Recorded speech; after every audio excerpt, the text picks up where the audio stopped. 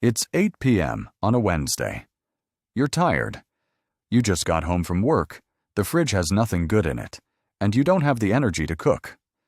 So you do what millions of people do every single night. You open DoorDash, scroll for 10 minutes, and order a burrito bowl, a side of chips and guac, and a drink. The food costs $20 at the restaurant, but by the time you check out, you're paying $38. There's a $5 menu markup you didn't notice because the app doesn't tell you the prices are higher than in-store. A $4 delivery fee, a $3 service fee, and a $6 tip because someone drove across town in traffic to bring it to you. That's $18 in extra charges on a $20 meal. You just paid almost double for the exact same food you could have picked up in 10 minutes. And you do this 4 or 5 times a month, maybe more. Most people do. And almost nobody adds up what it costs them over a year. Today, we're going to add it up. And the number is going to bother you. My name is Graham, and I'm not here to tell you to never order delivery again. I use it too. But I am going to show you exactly how much these apps are costing you, why the fees are designed to be invisible, and how to cut the cost without giving up convenience entirely. If this kind of breakdown is useful to you, the subscribe button helps me keep making them. Here are the numbers. According to a 2025 study by Self Financial, the average delivery order from a major chain costs 69% more through a delivery app than ordering directly at the restaurant. They tested it with McDonald's across multiple cities. The same order that cost $36.95 at the counter cost $62.36 through DoorDash. That's not a small convenience fee. That's nearly double. And it's not just one fee doing the damage. It's 5 or 6 of them stacked on top of each other.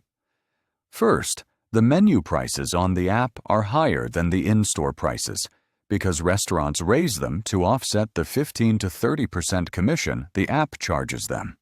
Then there's the delivery fee. Then the service fee. Then the small order fee if your total isn't high enough. Then the tip. Each one feels small on its own, but together, they turn a $20 meal into a $35 to $40 expense.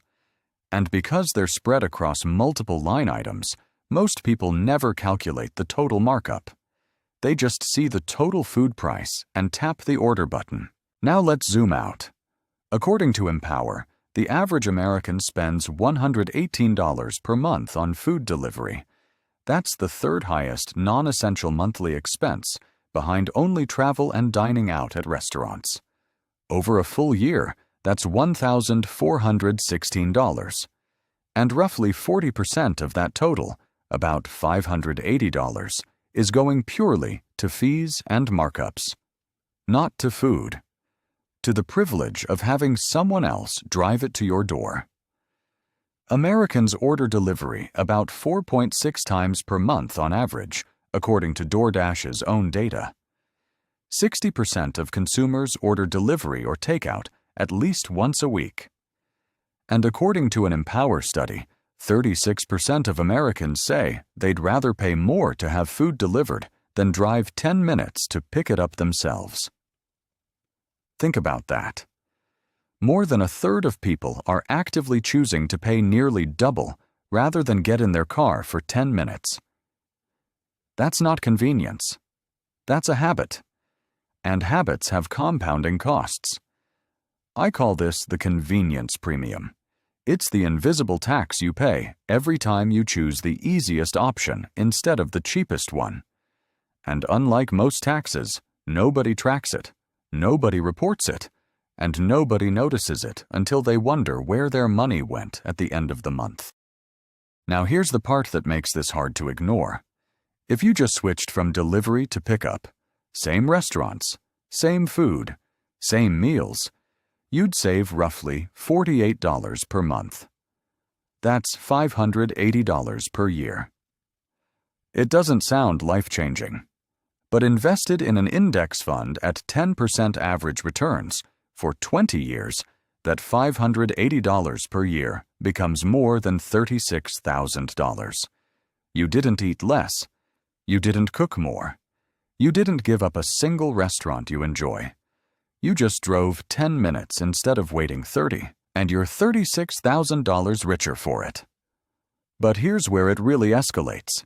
If you replaced even half of your delivery orders with home-cooked meals, the savings explode.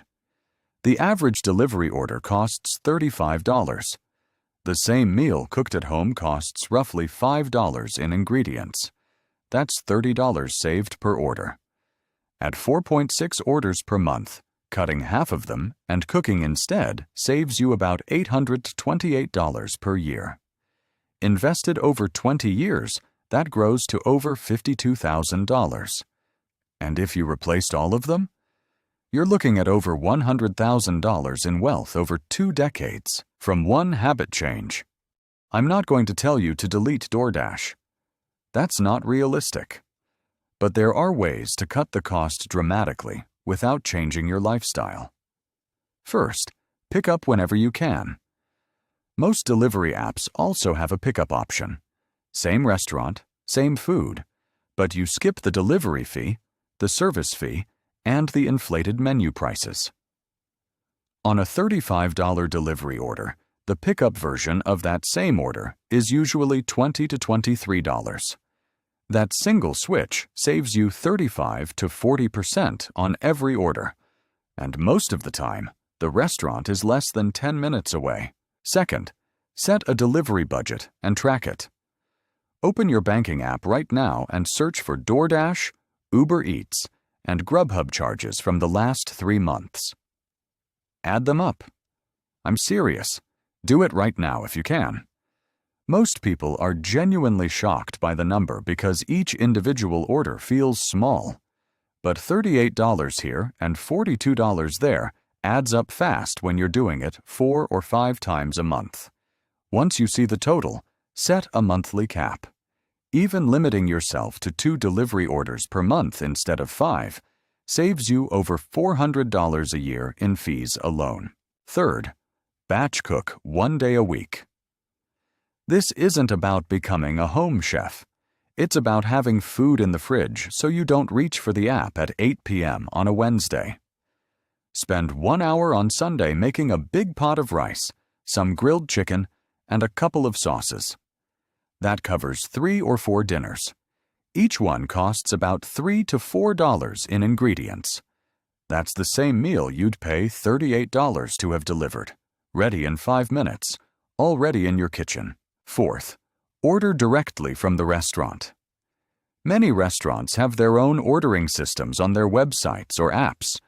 The prices are lower because there's no 15 to 30% app commission baked in. Some offer free delivery through their own drivers. You get the same food, often faster, and the restaurant keeps more of your money instead of handing a third of it to the app. Next time you're about to order through DoorDash, try Googling the restaurant's name and ordering from their own site. You might be surprised by how much cheaper it is. Remember that Wednesday night burrito bowl from the beginning? The $20 meal that became $38? That's not a one-time mistake. That's a pattern. And patterns have price tags. $1,416 per year. $580 of it in pure fees and markups. Over $36,000 in lost wealth over 20 years just from choosing delivery over pickup. You don't need to give up convenience. You don't need to cook every meal from scratch or swear off delivery apps forever.